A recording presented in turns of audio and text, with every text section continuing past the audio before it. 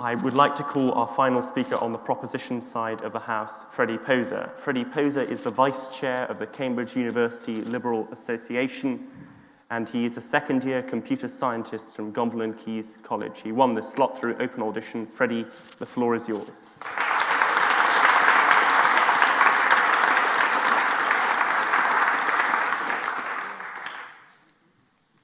I normally ask to speak last in debates like this because it means I don't have to prepare as well.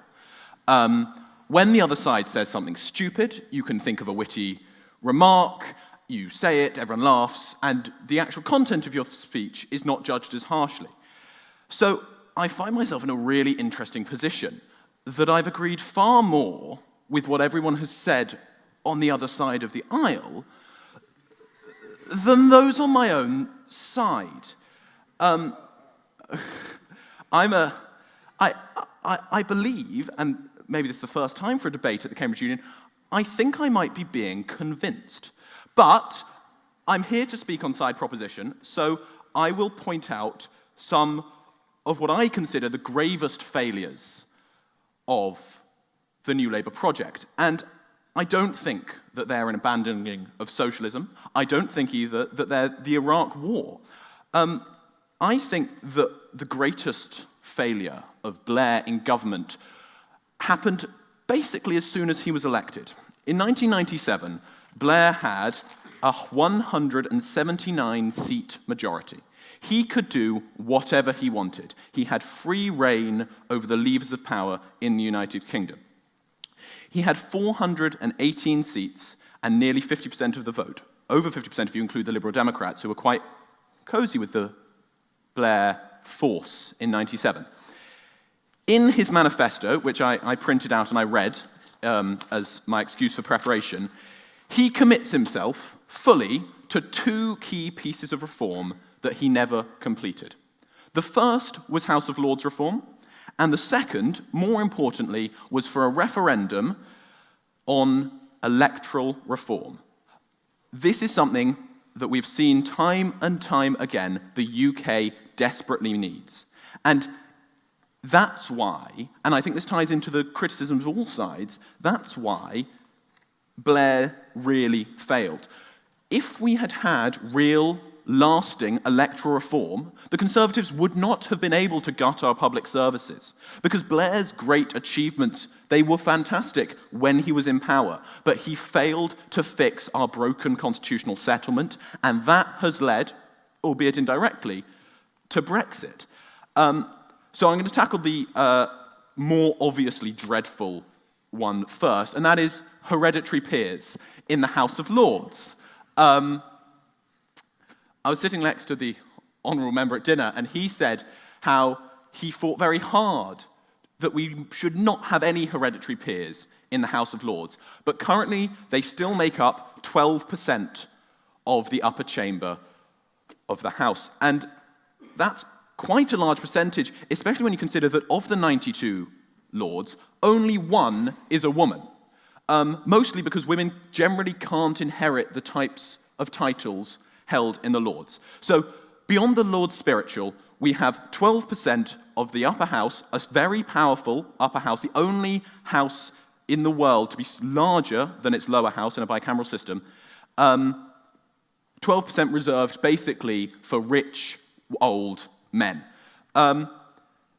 Blair did this as a sort of triangulating fudge, always intending to get rid of it, but then he's found that the Lords wasn't too problematic for him, and he never got rid of it. And we're left with a profoundly anti-democratic vestige in our constitutional system. So that's the Lords. But even worse than the Lords, because, once again, it's only 10%, only 12%, is the fact that we still use first past the post in our elections. This is it's a ludicrous system. It gives people in Scotland a much bigger vote than people in London. It gives, and this is going to sound like I'm whinging now, but it gives Liberal Democrats a very raw deal when we get more votes election after election and fewer seats. And it exaggerates swings. It means that divided elections produce massive majorities. And it's not hard to see why the minute that Blair got one of his own massive majorities, he stalled and eventually went back on his clear 1997 pledge for a referendum. He'd lose power. He had the biggest majority we'd seen in ages, and he wasn't about to give that up. He knew there was basically no way he could lose the next time he went to the polls, so why would he risk it? This is the damning failure of New Labour. Yeah.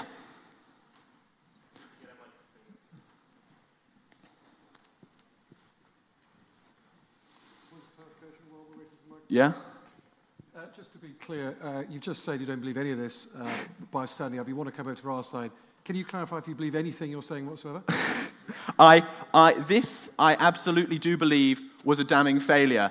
I've been very well convinced by especially Sam's arguments on the Iraq War, but I still think that this outweighs a lot of the good that Blair did, precisely because, as it's been pointed out, nothing Blair did really lasted. Yes? Thank you. Hugh Whitworth, Trinity College.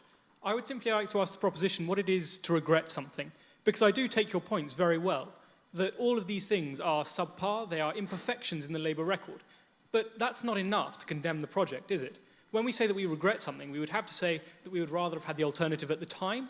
Would we rather have had those Tories? I certainly don't think so. Or is it true to say that they are more bad than good? And if you are going to do so, please do so. Thank you.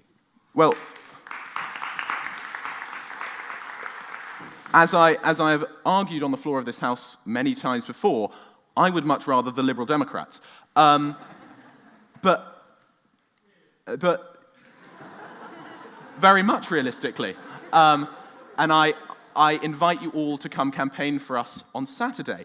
But I have to say that's my job. And I find it interesting that the political editor of The Sun is going to accuse me of not believing something I'm saying in public.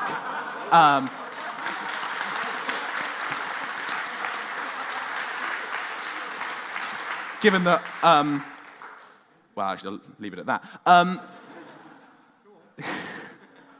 Well, as you told me, you've just lost a libel case. I don't want you to take that out on me later in the courts. So I'm going to bring it back to constitutional reform because I've been speaking for far too long. The British Constitution has been broken by Brexit, but that doesn't mean it wasn't deeply flawed already.